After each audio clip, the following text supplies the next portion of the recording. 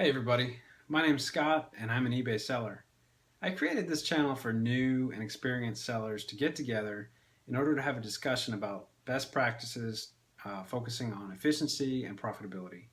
So profitability is going to be the main focus of this channel. This is about your eBay business being profitable. That's the whole point of having a business and being in business. So we're going to make sure that you remain profitable by using some specific tools that can keep track of your expenses and your fees and your cost of goods sold and shipping costs, etc. And converting that into a profit number, a profit or loss number. And then those same tools will show you how to trend that over time to make sure you're accomplishing what you mean to set out in your eBay business. We're also going to have some fun. I've got some haul videos where I buy some stuff and I list it and we see from start to finish. Maybe make some projections, how much money we think we can make. But we go from start to finish, selling the item, putting it into these tools that we're going to discuss, and seeing exactly how much profit we can make. So let's get started.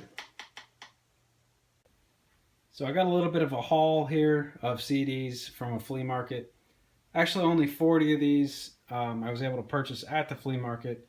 But I talked to the lady, and she said she had a bunch more at home. And I met up with her, and I bought some more from her. These aren't your typical CDs. Um, they're early 80s, late 70s bands for the most part, but they were printed. These are first prints from when CDs first came out, and they're all in great condition. Um, some of these are 20, 30, 40. I sold one for $50 already. So let's dive into the sales that I got so far.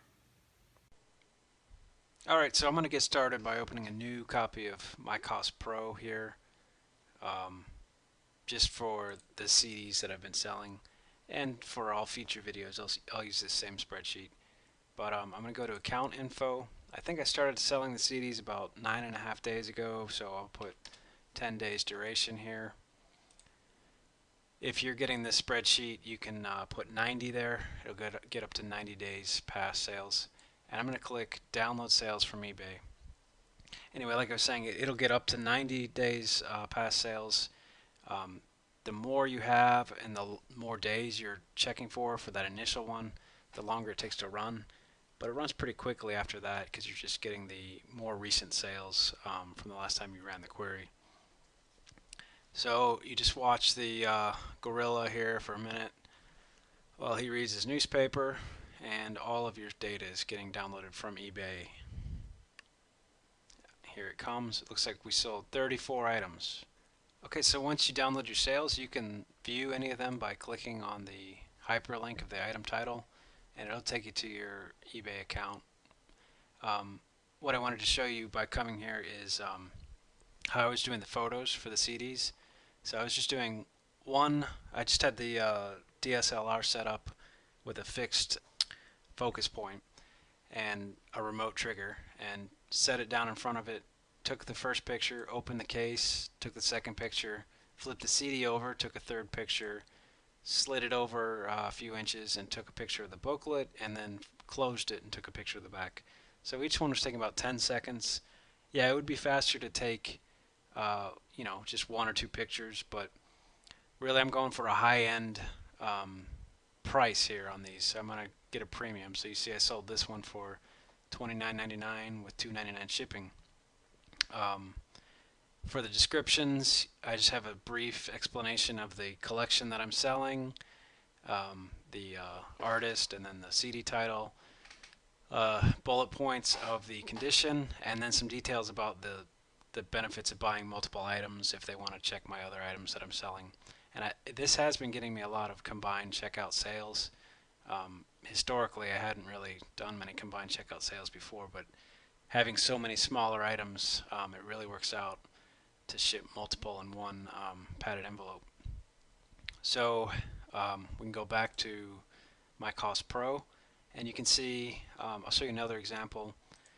If you have damage on your product, make sure you really emphasize it in the listing, because if the customer doesn't know about it, even if you say it somewhere in the item description small, they're really going to get upset. So you see here, I have this promo hole where they drilled in the side of the case. Very visible. It has its own picture. It says it in the item condition, and it also says it in the listing description. So that's one thing you want to keep in mind. Even if it costs you a few sales, by making sure everyone knows about any defects you have, you're really going to turn out better in the long run, because you're not going to have unhappy customers. So this item sold for $49.99 with $2.99 shipping. This is a first pressing of Rat, this self-titled album. Alright, let's go back to MyCostPro. Okay, so once you have your sales downloaded, you're going to want to put in your prices, the cost of goods sold. So you can do it as simply as typing it in under item purchase price, and you can see that it updates your profit. Let's say I paid $10, I would have lost money on that, but I got all these CDs for $1 each. And then also, if you click Layout Assist button, you can expand this. You see that postage is already returned from eBay. It provides that data. But you may want to fill in, you may want to unhide that and fill in your packaging as well. So let's say I paid 20 cents on the packaging and $1 for the item. If you want something to remain unhidden, you can delete the H and then toggle, and it remains unhidden. So you can see on this particular item it would be $7.16 profit if you factor in $1 purchase price, $2.77 shipping, and 20 cents for the packaging. Of course, $1.17 on the final value fee, free insertion, and 68 cents for the PayPal fee, with it being sold for $9.99 plus $2.99 shipping. Okay, that was pretty easy. The other way you can update your items, especially if you have the same items that sell over and over, is you can go to the Product Master tab, and if you've already sold it, you can pick the name from the drop-down list, and you can fill in the purchase price, packaging, or whatever you want to fill in the category. What this does is either you can update them all at once for items that have already sold, or every time you sell this same item in the future, it'll automatically fill in when you download those sales. So you can do that, but what I want to show you is kind of a hidden feature. All of my CDs have the word CD in it, so if I do asterisk CD asterisk, I did pay $1 for all of them, and I want to put 20 cents for the packaging for all of them. I could click this to apply it to all, or I can click it from the sold item tab here, which I'll do so you can see it fill in. And you can see it filled in $1 for everything and 20 cents for the packaging. So now you can see my profit is getting dwindled down by my cost of goods sold by a little bit. I now have $246.71 on these sales. And if you want to see that in more detail, you can go to the reports. We have several reports created here. You have your quarterly profit and loss report you can do by year. You have your monthly profit and loss. I've only filled in these CDs, but if you had the whole year here, you can imagine how that would look. Profit and loss statement for 1 month, and you can pick the month from a drop-down list and year. Then you can trend your data by month here. You can see the amount of fees and costs I had and the amount of income I had, and then the net profit. You can see here net income, and the daily for 1 month. You can see here the sales by day. So if we go back to the home screen, you can also view your active item list. So if you click this, it'll refresh and show your active items. You can see I have 73 items listed currently. And of course you can click on any of them and see the listing on eBay. And you can change the item quantities or the item price from here. So let's say I want all of these items to be $1 cheaper. I could type the price in here, or I could even do it by a formula, because this is Excel and it's not locked in any way. So if I wanted to do $1 cheaper on everything, I could put a formula in there, drag it across there, you have to put an X in here. This is just as a double confirmation to make sure that you're doing, you know what you're doing. You're not doing this by accident. Oops. Copy and paste. And if I clicked on this button right here, Modify Live eBay Listing, it would have lowered the price of all these items by $1. And then you can go to eBay and see it is immediately impacted. But I really don't want to do that right now. They're selling okay.